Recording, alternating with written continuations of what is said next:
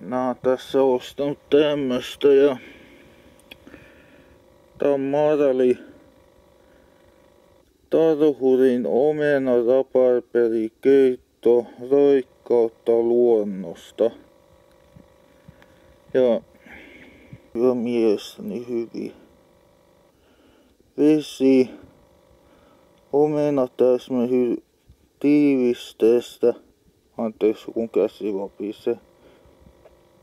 Hedelmä, sokeri, sakeuttamisaineet, muunnettu tärkkelys ja pektiini, raparperitäysmehu tiivisteestä, omenapalat mustikkatäysmehu tiivisteestä,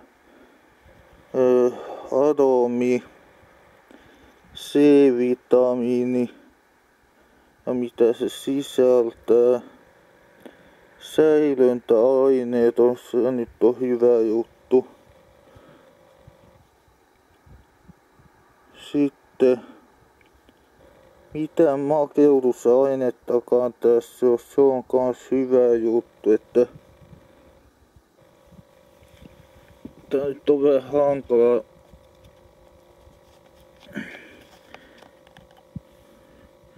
Tää on valmiiksi avattu.